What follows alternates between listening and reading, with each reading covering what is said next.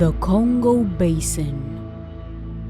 From the misty peaks of the Rwenzori to the mighty Congo River and the Atlantic Ocean beyond. In the heart of Africa, the world's largest tropical carbon sink. Every year, 600,000 hectares are lost to human activity. The planet's first lung is under threat. Protecting the Congo Basin is more than a challenge, it's a responsibility for all humanity. As the world is searching for answers, Fanyatu and the Positive Impact team have chosen inclusive actions, because without local ownership, there is no stewardship. When local communities see a future for themselves, conservation follows naturally.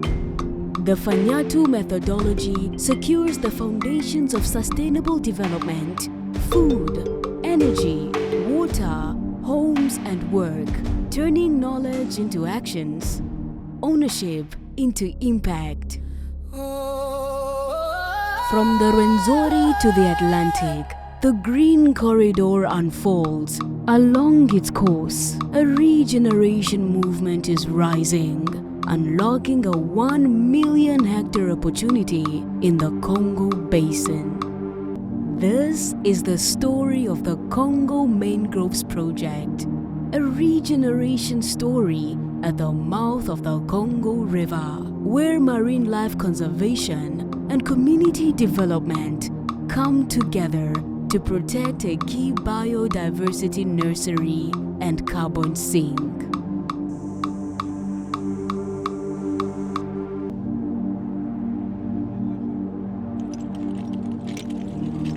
Vous connaissez la raison du changement climatique? Quelle est la cause du changement climatique? Vous la connaissez? Ça vous intéresse de connaître la cause de tout ça? Et à l'échelle mondiale aujourd'hui, on a tellement détruit, on a tellement pollué que la température mondiale est en train de monter et ça change tout le climat. Ça change les pluies, ça change les saisons, ça change tout. Ici, on est à un endroit très spécial. On est à l'embouchure du fleuve Congo et juste là, il y a les mangroves.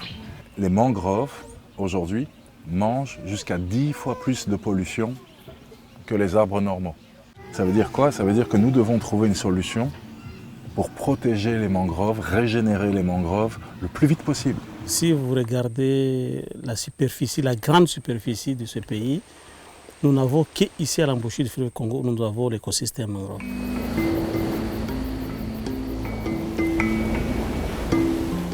Donc nous avons la plus petite plage, je peux dire, la plus petite plage, mais qui a une grande production.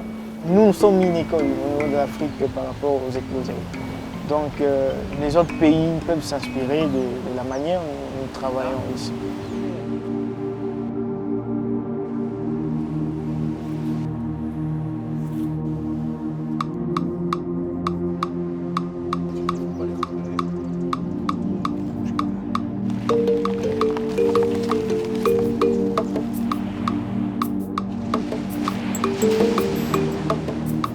La politique, c'est protéger toutes les tortues. Chaque année, on essaye de remettre dans l'océan au moins 38 000 bébés tortues.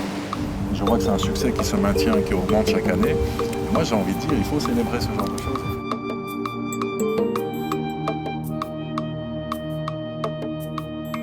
Et donc, ce que l'on fait avec les communautés dans tout le Congo, avec le mouvement Fanyatu, c'est de faire une proposition.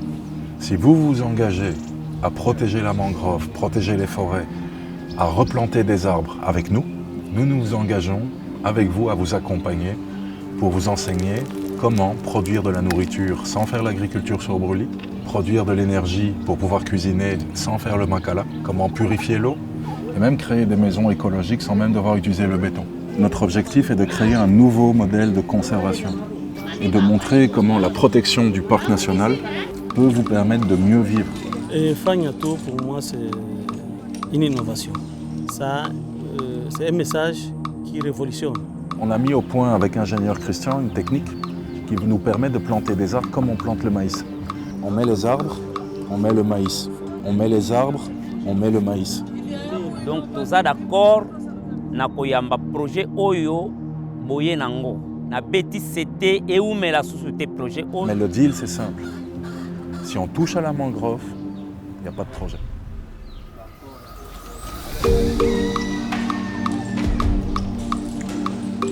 Si on travaille ensemble, si ça vous intéresse vraiment, et ça veut dire que vous devez devenir tous les responsables de sensibiliser la population par rapport au fait que toucher la mangrove, c'est nous empêcher de grandir.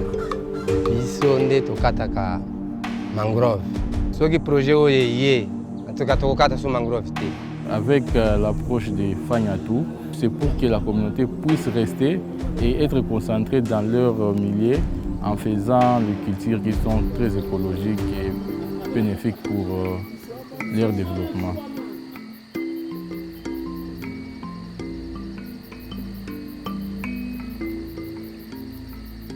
Nous, on apprend déjà comment nous prendre en charge nous-mêmes, comment nous pouvons lutter pour être nous-mêmes notre source de financement pour les protéger et comment aider les communautés qui sont autour de nous à vivre ou à survivre avec ce que nous faisons ensemble.